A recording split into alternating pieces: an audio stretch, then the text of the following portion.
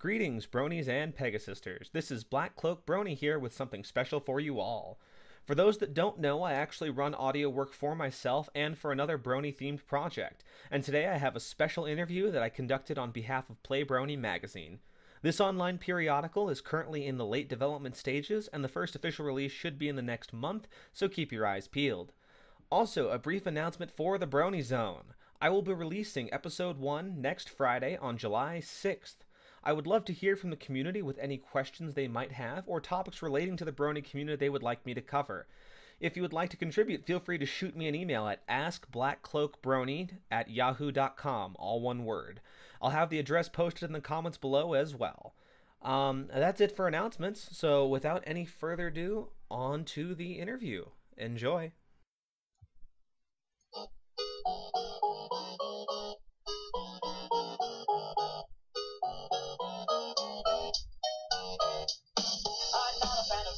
Hey, all my bronies and Pegasisters. This is Black Cloak Brony coming to you live from the PlayBrony mansion on the outskirts of Manhattan. I am the specially appointed voice of the mansion, and today I have a special treat for all of you to kick off our magazine debut with a one-of-a-kind Brony Spotlight. It is an honor and privilege to introduce the one and only living Tombstone to the mansion today. First off, thank you, Tombstone, for taking some time out of your schedule to come visit us, and if you don't mind, I just had a few questions I wanted to ask you on behalf of all our viewers out there. Alright, yeah, thanks for having me. I'm very happy to be here. Awesome, thank you so much. Alright, so first off, every pony has that fateful moment when they become a member of the herd. Do you remember what first brought you to the MLP fandom? I think it was back then when I first started. Since ever, I've been always around sites like 4chan and stuff like that, so I remember back then it's what basically introduced me to the show, but I remember at the very beginning I didn't really notice it because, you know, how 4chan is. It's usually very, it jokes around everything, so you don't really suppose that My Little Pony would be a good show just because of what they say. So only after a while I've seen it invading other threads on there, so like video game threads and stuff like that. I decided to maybe check out a few videos, and after that I basically got hooked because I loved the animation. So I got myself a few episodes and started watching the first season while it was still airing, of course. Alright, very cool. Yeah. Very interesting. Alright. Now, in the Brony community, you're fairly well known for your musical abilities, and I'll be the first to admit how much I enjoy your work. But what first inspired you to be a musician, and what made you decide to put that into the Brony community? I became a musician, I think, about 7 years ago when I first started using, it was like very new to music back then. Was just using very simple sound loops and just combining them together and see what fits, and that basically introduced me into using samples in a song. And after a while, after I learned after I learned like how to use FL Studio, which is a much more complex program. Sorry, the previous program was Sony Acid that I use. Now I use FL Studio. I basically learned how to do some proper composition, and with time, with all that 6 years, I basically learned everything that has to do with music by myself. I back then didn't have anyone to talk to when it comes to musical advices, and so it was mostly looking at YouTube to see tutorials and see what I can do. So basically all self-taught. But yeah, all self-taught when it comes to that. But it kind of like one of the big problems that I didn't have anyone to get advice from or something like that. I didn't have any other musicians to talk to really. But once I reached the fandom, the first one that I got in contact was Alex Says, and I remember he and I were talking to each other, and he was impressed by like the way I did music, and I was impressed by the way he did the stuff. But so I told him that I wanted to start again and start the Living Tombstone finally, and do music, about something. So he told me that one of the first things that I should do is a remix of Winter Wrap Up. And after I did that, I didn't really expect, I expected some kind of, fan base coming and thanking me for making this, but I didn't expect this to explode. And what happened is that afterwards, I just said to myself, okay, fine. I'll stick around and make for more pony music since, I already watched the show, so why not make music about it like Alex says? Very cool. All right. And purely out of curiosity, what made you decide to take on the artist name The Living Tombstone? Does that hold any personal significance for you, or? Well, nothing fun related really. Just personal. I basically before Pony Fandom, before I started watching the show, I was a huge fan of animes and many shows that I used to watch back then. Not only animes, of course. I used to watch there's a show called Black Lagoon, which is an anime that I really love. Which coincidentally, a lot of the voice actors that took part with the series Black Lagoon actually voiced later in My Little Pony, which is kind of funny.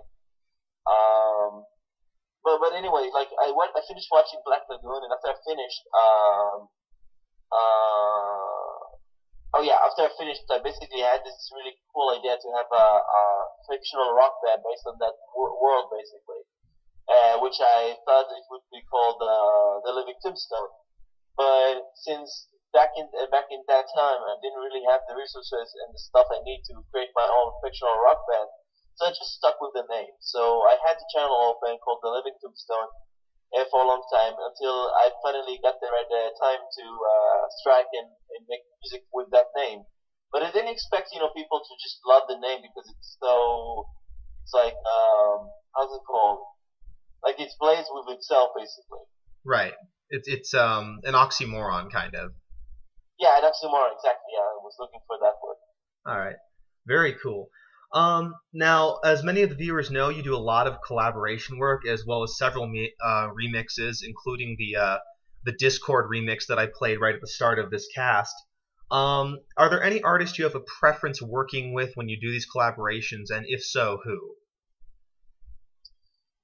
My preference, I have one specific one, just because I'm so familiar with this guy.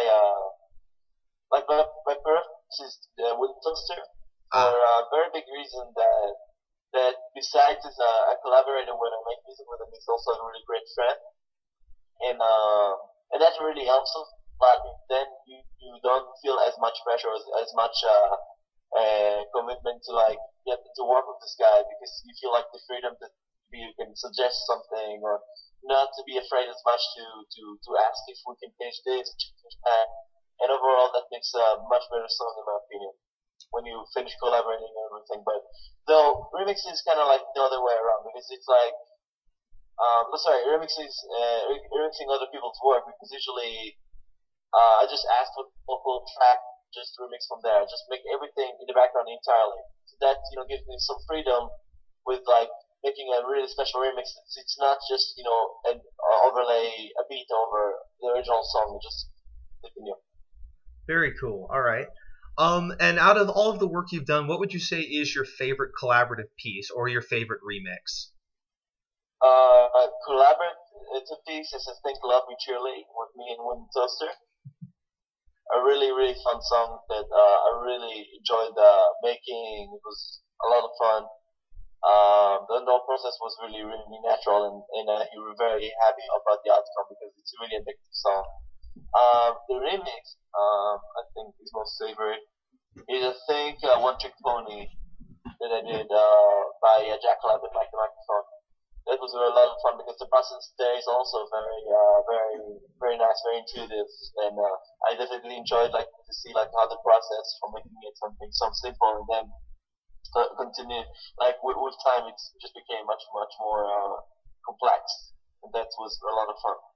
Very cool. All right. Well, that does it for those brands of questions. Moving on, I have a couple questions I wanted to ask about your thoughts on the show. I mean, this is a magazine about ponies, so let's go ahead and move right on to that. Out of all the episodes... Oh, go ahead. Yes, that's right. Go ahead. All right. I was going to say, what is your favorite episode in the show and why? From the whole show, well, I have a few, but I think my most favorite is well, I'm not to give it completely sure because there's really good episodes all around.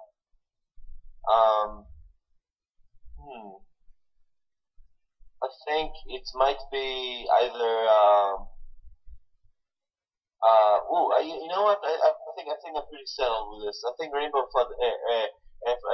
Fluttershy is my favorite from the show. Hurricane Fluttershy, that's the one from season 2, correct?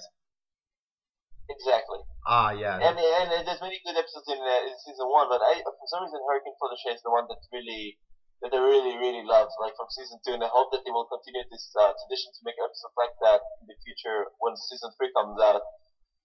Loved it for the reason that the way they did so well done dramatization, like of the many points that were Fluttershy needs to get over her being like so shy and actually perform this well, and that really captures like in this episode, and the action and the motivation and everything in there, and that really got me going, and really great like performances like from the characters, and the animations there is very well done. All right, awesome. So yeah, I think it's one of my favorite. Very cool. Okay. You probably just answered this in your last question, but I'm going to go ahead and ask it anyway. Of the main 6 cast, who is your favorite pony, and what do you like about them?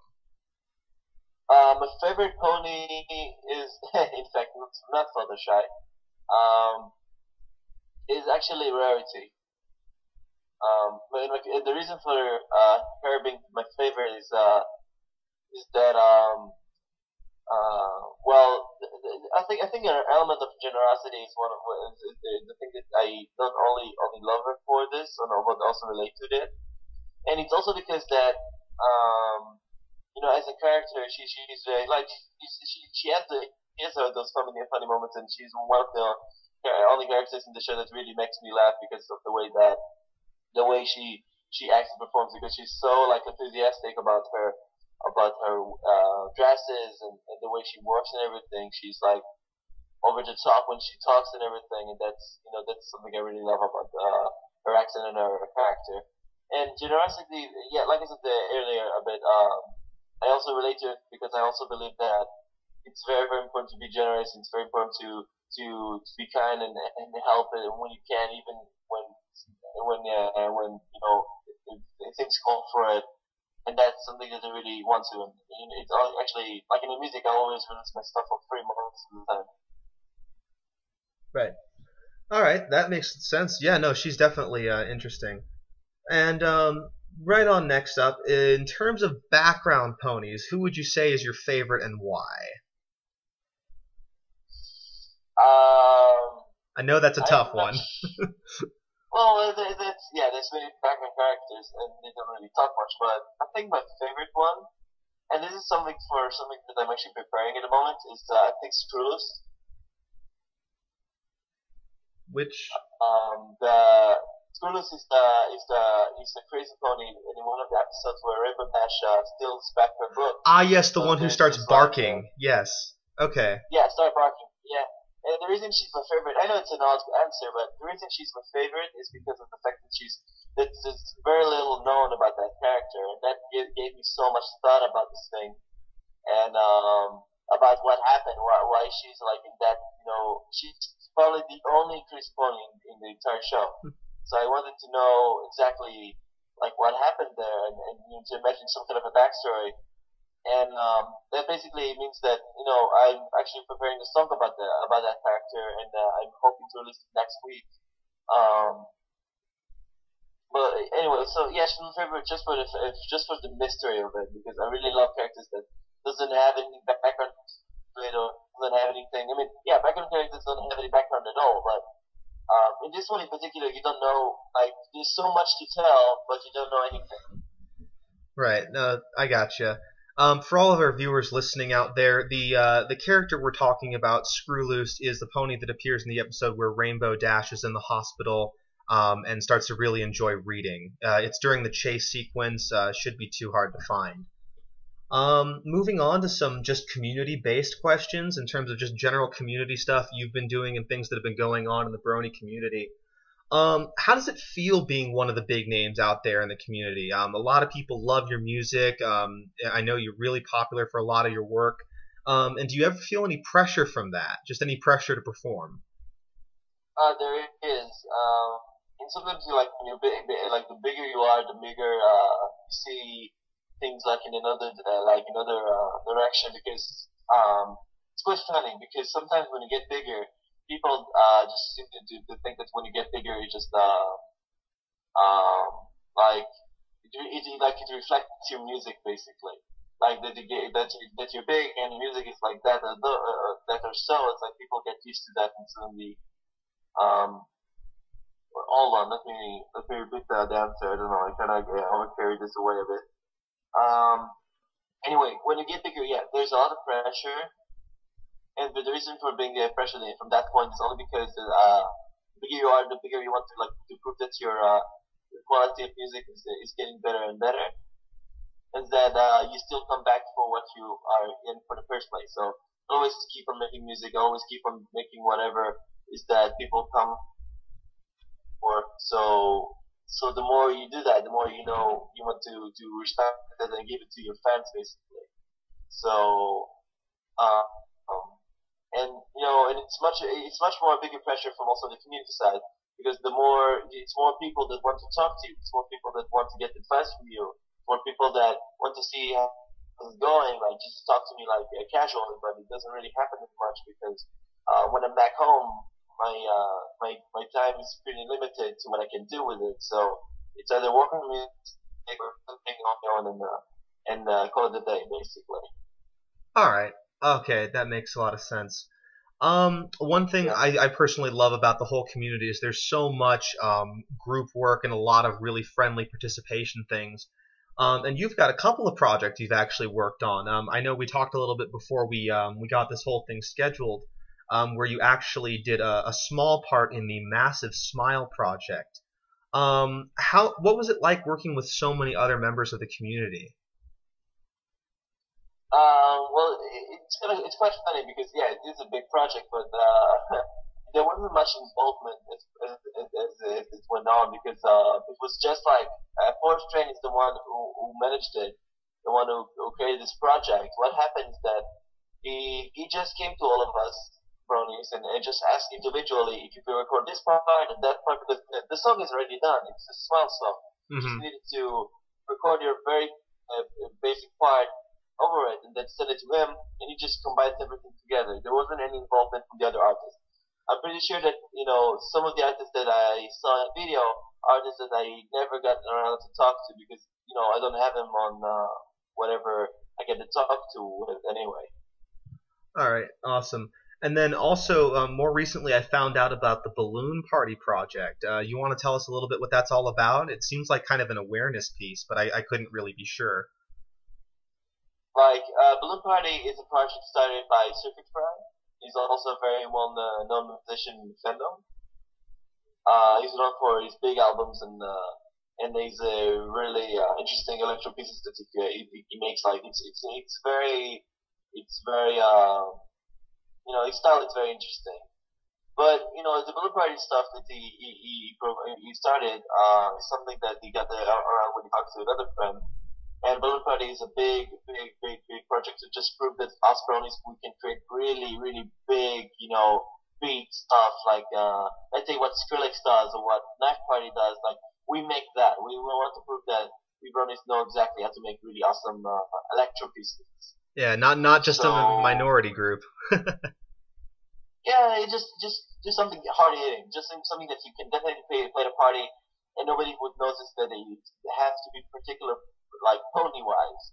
So the reason that we wanted to create this big project is also to promote all of us, and also to help the bronies who are from very far away or just don't have the money to get to BronyCon. So all the money that we gain from the album, we give away to the bronies that we want to help them get to BronyCon, Awesome. namely musicians. Gotcha. Yeah, and all the listeners out there, again, that is the Balloon Party Project. You can look it up online. They are looking for donations to help some of the artists that are a little bit further out get to BronyCon and be a part of that whole big event. So your participation is much appreciated. You're helping bronies get out and be more involved in the community. Um, Now, another question I had for you, as a lot of us know, the motto that seems to have been adapted by the Brony community is "Love and Tolerate." Um, how do you feel about this motto personally, kind of as it encompasses the whole group? And do you feel it's used as much as, bronies like to sometimes think it is? I mean, there's always that issue with people, trying to troll us online about our interests. And do you ever think that that becomes an issue?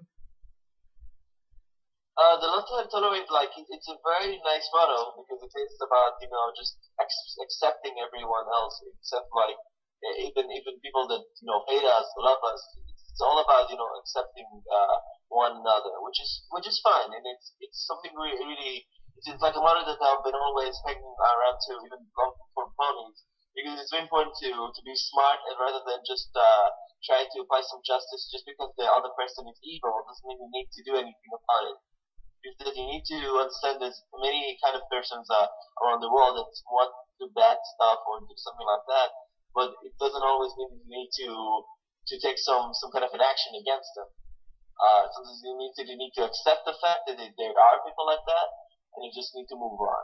But speaking of the fandom, well, that's kind of a problem. That there is love to tolerate, of course, but each individual in the fandom takes it into a different direction. So one may take it and say, "Oh, I love and tolerate," but then again, like I will love and tolerate the hell out of you, and basically make it like seem offensive in a way that basically like is some kind of an attack form, basically. So you So believe that it it's like can I love and sometimes be tolerate used? you. So it's like it's some kind of a bother, basically. Um, but I think it's much more common when it comes to like, yeah, we bronies love and tolerate. That's completely fine. But the problem is that none of the trolls have the reason to come against many bronies. Not because we love and tolerate. It's because we seem sometimes,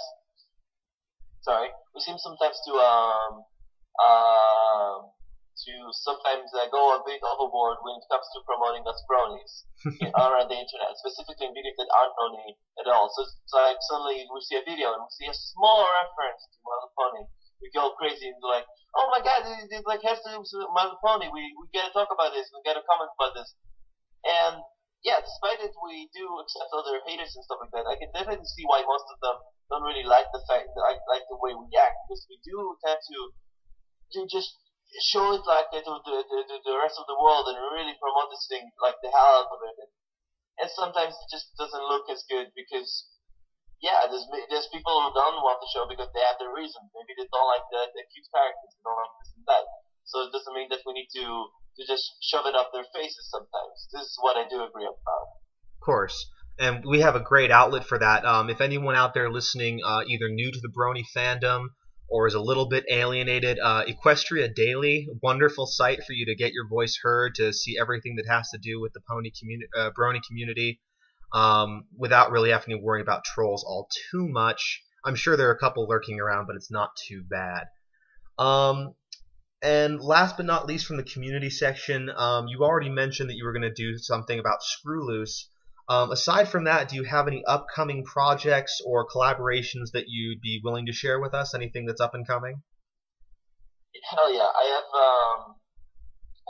for example, I have a new song coming up with the Wind Toaster. We're working on a song about Luna. Oh, very cool. And not just Luna, actually, more about her world, like on the moon and everything. Something that for a long time we wanted to do, and it's about time that we'll finish it and have it on so people will hear it. Other projects, I'm on and off doing commissions for other people on YouTube other than bronies, but that's nothing to really talk about at the moment. So there's nothing important to discuss about that.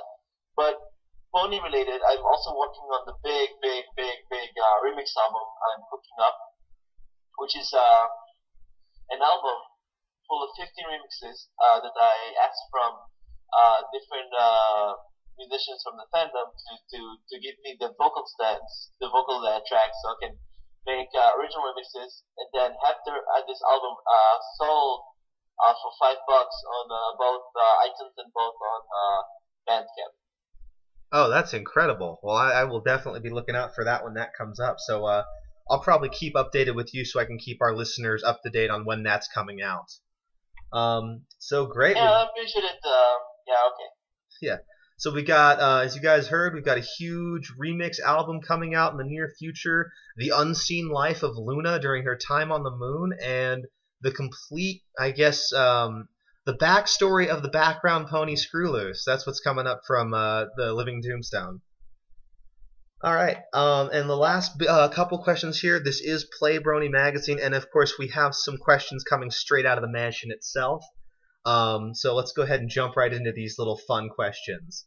Now, first off, to just kind of start this off, your pony Sona that everybody's seen, the iconic gray pony with the blue hair, red highlights, and blue headphones. Let's say, hypothetically, you woke up one morning in Ponyville as your pony Sona. What would your first reaction be? I'm pretty sure that the natural emotion when this happens to me is to be very, very shocked. But if you ask me like how would I feel about it afterward, something like that, I don't know, would be interesting. But that's kind of like the big problem when you're being a pony is that you cannot really make music with your hooves or something. And I mean, my character is strictly an earth pony, so that's kind of limiting. That's kind of like how it is. I think like if it was like a pony in a best sense, it would be interesting, but musically it doesn't really help me much. I'm sure you and Vinyl Scratch would have a lot of fun though. Yeah, maybe like asking her to make the music for me since she has the powers and the means to do so. All right. Let's see. Now let's say during the scenario after the shock has worn off and all, let's say that you've literally woken up in Ponyville maybe a day before Hearts and Hooves Day, and you had to pick a special Sun Pony. Who would be your special Sun Pony and why?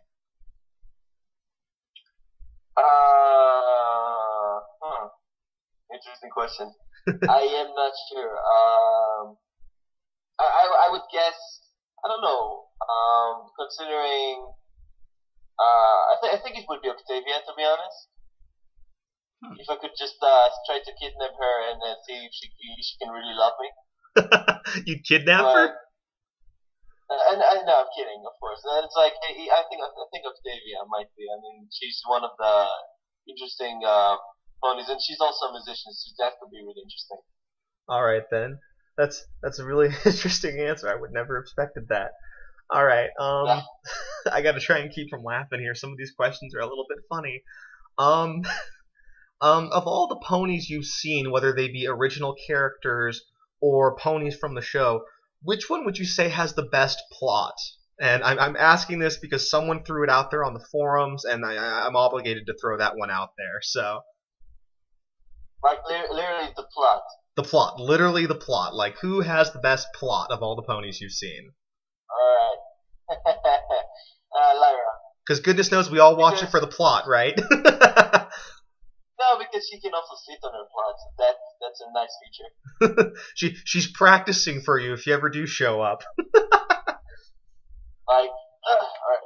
She's the only one who can sit properly with her plot. That's really, really nice. Alright then. Now, you mentioned you're doing, we're moving off those weirder questions into more just kind of general, just questions of interest. So I promise you that was the last, okay, second to last really strange question. Now, you mentioned you're doing a remix CD that you're going to be putting on iTunes. Are there any CDs you already have out at this current point in time? No, not really. I mean, really long time ago, I used to make that. You know, it's not relevant anymore. I mean, you don't really need to promote it since it's like from 4 years ago. I used to be part of the Team Fortress stuff. You know, being really big fan of the game.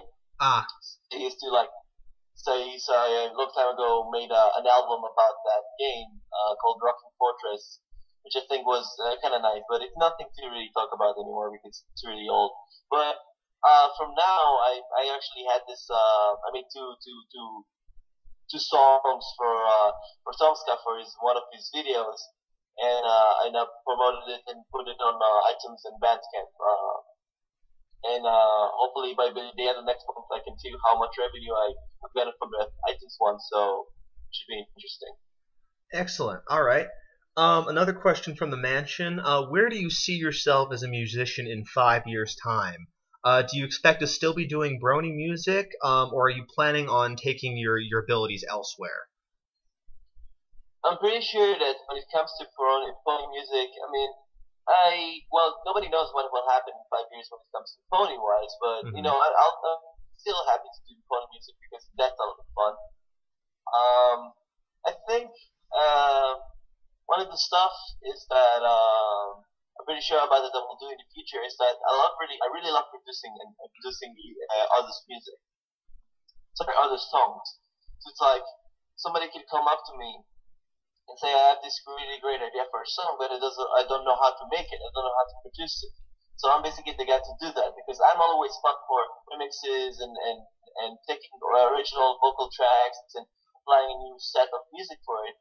So they can definitely like hit me up and ask me to help them making something like that. And I'm still practicing for this thing. So like if right now people will ask me to do this kind of for them, I'm still really new to this thing, so I'm just waiting a bit just to really hit the point that I'm feeling really confident in this thing. So right now, yeah, the Brony fandom really helps me to achieve that, you know, experience by remixing other people's work and sometimes collaborating whenever that's needed. Alrighty then. With that in mind, with all of the musical work that you do, who would you say is your biggest musical inspiration? And this can be anyone. It doesn't necessarily have to be within the community. I think it has to be Fatboy Slim, interesting enough.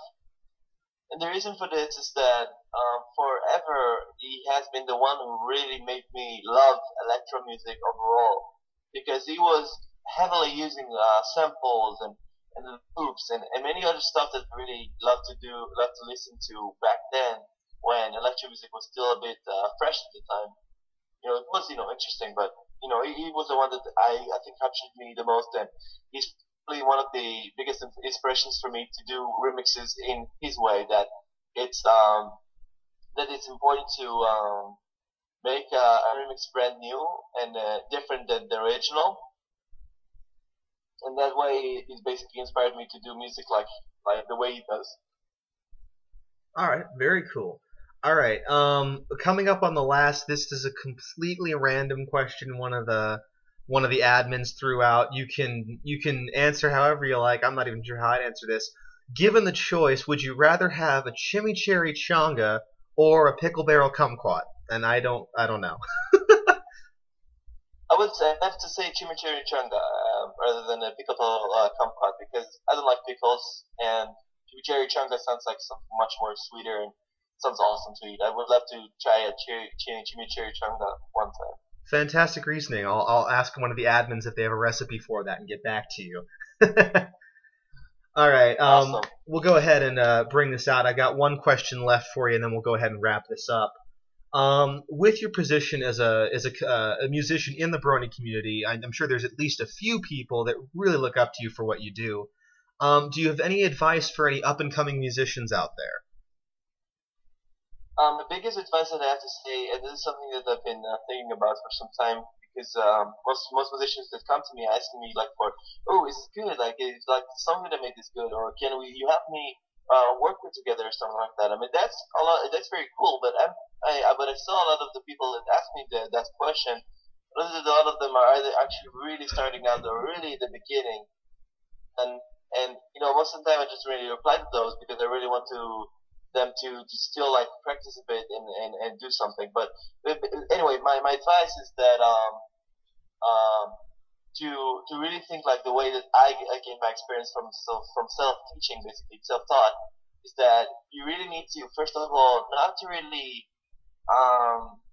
you really need to gain some experience to gain something. So the best thing that I think you can do is like me like self teaching is like teaching yourself how to make the music And even when you have like demos and stuff, my best advice is to not really like, go and show those around or go like promote whatever you have like within the first 10 minutes that you made the song.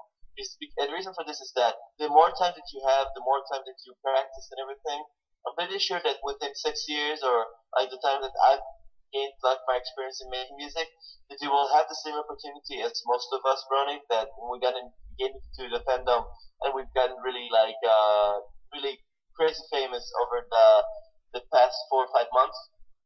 That you will also have this opportunity sooner or later in some form, basically. And I think you shouldn't really worry about the quality of your song right now. It's just about doing what you want to do and just keep practicing, practicing even if it sucks. If the first song even if it sucks, just keep working and eventually you have something really really interesting. Awesome. Thank you so much for your great words of inspiration there. All right, I think that's about all we've got time for. We're running a little over the 30-minute mark, and that's just fine. So thank you so much for your time, Tombstone. It was a pleasure having you here at the mansion. Do you have any shout-outs you want to make before we wrap this up? Shout-outs I want to make for Laser Pony, great friend, great guy. He is the one that is going to help me doing the live show at BronyCon. I'm going to also give a shout-out for Tiger Boy PD. He's a great friend that for all this time he has been like even long before the Pony fandom he has been helping me and I was helping him a lot many times with music work. He has been the ones doing the music videos for my work as well, so he helped me a lot in that department too. Other shout outs I want to give is Untoaster, of course, great collaborator, great friend, and Alex says, of course, for introducing me into making music about the fandom. And that's all. Awesome. Well, there you have it. Bronies and Pegasisters, Living Tombstone. Keeping going, putting plot to grindstone, making a lot of great new tunes coming out very soon. We will keep you updated all the while. All right, I'd say that go ahead and wraps it up. Once again, my name is Cloak Brony, the specially appointed voice of the mansion, coming to you from right outside Manhattan. Please remember that the contents of this spotlight review are the intellectual property of PlayBrony magazine and those involved with it. Hope you all are having a wonderful day out in Equestria. Stand strong, and Brony on, every pony. We will see you next time right here in the PlayBrony mansion. This is Cloak Brony with Living Tombstone, signing off.